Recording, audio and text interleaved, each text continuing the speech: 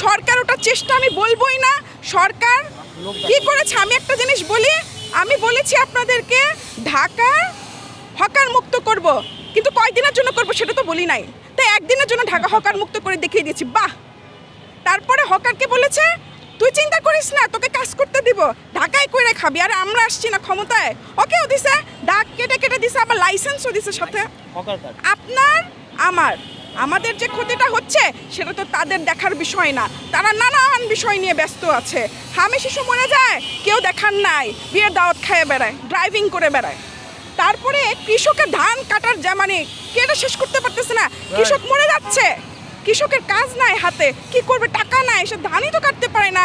আর এটার তো গুদামজাতকরণ আরও প্রসেসিং অনেক পরের কথা রইল, ধানই তো সে তুলতে পারে না, আবার প্রসেসিং কবে করবে, কিভাবে করবে, সেখানে তাদের নজর নাই। তার জন্য বলেছিলাম যেহেতু আপনাদের সমস্ত প্রেম সমস্ত ভালোবাসে আপনারা উজাড় করে দিয়েছেন অটো রিক্সা চালক আর হকারদেরকে, তাহলে আর ধানের শীষে না দাঁড়িয়ে এবার হচ্ছে অটো রিক্সা মার্কায় দাঁড়াবেন আপনারা।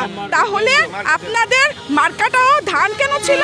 কারণ ধান সহজলভ্য ছিল, ধানের প্রয়োজন ছিল সবার কাছে, ধান ছাড়া চলে না। তাই জিয়াউর রহমান ভাসানী সাহেবের কাছ থেকে ধান নিয়েছিলেন, এখন আপনাদের আবার অটো রিক্সা ছাড়া চলে না, তাহলে আর ধানের নিয়ে এত চিন্তা করার কি দরকার? সামনে মার্কা চেঞ্জ করে অটো রিক্সা করে দেন।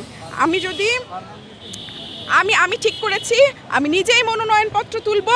এবার আমার এলাকার মানুষের দায়িত্বটা না আমিই নিব। যাও তোমাদের ওই উড়ে এসে জুড়ে আমাদের দায়িত্ব আর নিতে হবে না। আমাদের বাবা মারা আমাদের প্রিপেয়ার করেছে যেন আমরা লেখাপড়া শিখে নিজেদের দায়িত্বটা নিজেরাই নিতে পারি, তোমাদের আর দিতে হবে না আমাদের দায়িত্ব। আমাদের ঢাকার মূল প্রবেশপথ সদরঘাট, যেটা ঢাকার দক্ষিণে অবস্থিত। সদরঘাটটাকে দেখেছেন আপনারা? কি বলেছেন আপনারা? যান ভেনিস যান, উনি তো নিজে দুনিয়াটা ঘুরে আসছে, এসে আমাদের রাস্তাটাই বেচা দিচ্ছে। How funny! আমি এই ব্যাপারটাকে বুঝলাম না। যেদিন সত্যি কথা বলি, আমি তো অরাজনৈতিক, আমার তো কোনো রাজনৈতিক দল নাই। যেদিন আমি দেখেছি যে এরা এইভাবে পিটায় পিটায় হকার উচ্ছেদ করতেছে, সেদিন আমার একটা মনে একটা ছিল যে আসলে কি উনি তো বিদেশ থেকে আসছে, বিদেশে দেখে আসছে, উনার আসলে এই সমস্ত পছন্দ হবে না, সেজন্য উনি এগুলোকে সরায় ক্লিন করে আমার মনে হয় সবুজায়ন করবে, বা আমার মনে হয় যে একটা সুন্দর কিছু করবে, যে সুন্দর কিছুটা আমাদেরও দেখতে ভালো লাগবে। ধরেন আপনি এই রাস্তার মোড়টাতে একটা বইয়ের শেলফ করে দিলেন, খোলা বইয়ের শেলফ, যার মন চায় বই রেখে যায়, যার মন চায় বই নেয়, তাহলে কি সেখানে হকার বসতে পারে? না, সব সরকারি ব্যর্থ না, এটা তো ভুল কথা।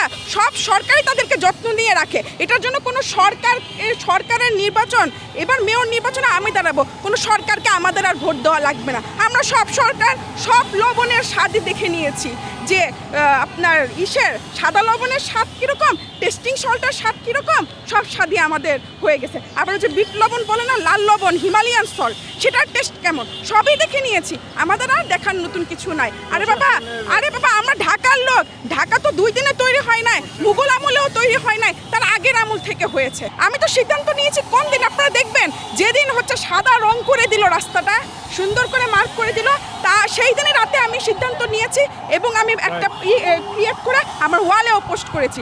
আমার বলতে হবে না, আপনারা নিজেরা দেখে নেবেন। শোনেন, ঢাকার মানুষ এরকম যে আমরা যদি খুব খারাপ হতাম, ট্যাটা নিয়ে বের হওয়া টাইপ হতাম, তাহলে আমাদের এখানে এর আসতে পারে। যদি আমি আলোচনায়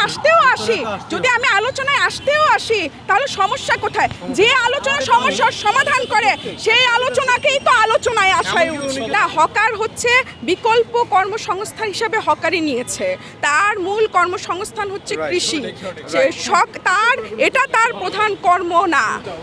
ঠিক আছে, আপনারা একটা ভুল কথা বারবার বলছেন, হকারের কর্মসংস্থান। আরে হকার আবার কোনো পেশা নাকি?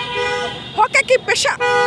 হকার তো পেশা না, সে অন্য পেশাতে কষ্ট লেগেছে, গ্রামে একটুখানি রোদে দাঁড়াতে কষ্ট হয়, একটু কষ্ট কম, এখানে হকারি করতে চলে আসছে। আবার তো আপনি এখান থেকে নওগাঁতে যান না, সিরাজগঞ্জে যান, আমাদের তো পুরান ঢাকা একটা বিরিয়ানির দোকান যদি আমি যাই খুলি, ঝাড়ু নিয়ে বাইরেতে আসবে আমাকে, যে কোন জায়গা থেকে আইসা আমাদের এলাকাতে তুমি বিরিয়ানির দোকান দিতে আসছো। আর আমাদের ঢাকায় তো আবার লাইসেন্সও লাগে না, আর ঝাড়ুর বাড়ি তো দূরেই রইলো। আমাদের ঢাকায় একটা ওই হকারে ফুটপাতে দাঁড়ায় যদি পড়ে, একজন চাঁদা তুলতে আসবে 3টা-4টার দিকে, ওকে ভাই একটু মানায় নেন, ভাই আমি গরিব, 2টা পা ধরে, বাস ওর হাতে চাঁদা দিল, ওইও খুশি, ও বিক্রি করলো, ওইও খুশি, ব্যাস হয়ে গেল। আজকে আমি এখানে আসার আগে যেটা দেখলাম, দিনাজপুরে এক কৃষকের সমস্ত ধান ভেসে গেছে। এখন এই যে তার যে সমস্ত ধান ভেসে গেছে, সে কিছু ধান কেটেছে, সেটা নিয়ে জায়গা মতো নিয়ে যেতে চেয়েছিল, কিন্তু সেটাও বৃষ্টির পানিতে এমনভাবেই ভিজেছে যে সেটা আর কোনো কাজের রয় নাই। এই যে ধানগুলো নষ্ট হয়ে যাচ্ছে, আমরা চাল আমদানি করা শুরু করে দিয়েছি। আমরা ভারত থেকে চাল আমদানি করি, আমরা মিয়ানমার থেকে চাল আমদানি করি, আমরা থাইল্যান্ড থেকেও চাল আমদানি করি। এখন কথা হচ্ছে যে আমরা তো উর্বর দেশ, আমাদের মাটি আছে, আমরা কেন চাল আমদানি করব? আমরা লেবার এক্সপোর্ট করি বিদেশে। আমাদের লোক যে ওই যে মানে 24 ঘন্টা কাজ করে। আপনি চায়না না জাপানে যাবেন, দেখবেন 24 ঘন্টা কাজ করে। ওই পার্ট টাইম জব করে এখানে 12 ঘন্টা, পার্ট টাইম জব করে গিয়ে ওখানে 12 ঘন্টা। ও ঘুমায় না, জেগে থাকে। সপ্তাহে একদিন উইকেন্ড না, ওই দিন 6 ঘন্টা ঘুমায়, বাকি ঘন্টা ওই দিনও কাজ করে। অথচ বাংলাদেশে আবার তাদের কাজ করতে মন চায় না, খেতে কাজ করতে মন চায় না। আপনি দেখেন গিয়ে সৌদি আরবে গিয়ে খেতে কাজ করতেছে বাংলাদেশ থেকে, মরুভূমি থেকে গাছ ফলাচ্ছে। আর আমার উর্বর মাটি, আমার মাটিকে প্রিপেয়ার করতে হয় না। আল্লাহ প্রদত্ত উর্বর রসালো মাটি আমাদের বলে এখানে ও কৃষক বলে পায় না, লেবার পায় না। একটা লেবারের মিসম্যানেজমেন্ট, মিসইউজ হচ্ছে আমাদের এখানে। লেবারকে ডেকে এনে ঢাকাবাসীকে মাইরা সোজা করার জন্য রাখা হয়েছে। এখানে হকার কিন্তু হকার না, হকার হচ্ছে একটা বাহিনী। আপনারা সবসময় মনে রাখবেন, হকার কিন্তু হকার না, অটোরিকশা চালক না, এরা হচ্ছে একটা বাহিনী। কিরকম বাহিনী?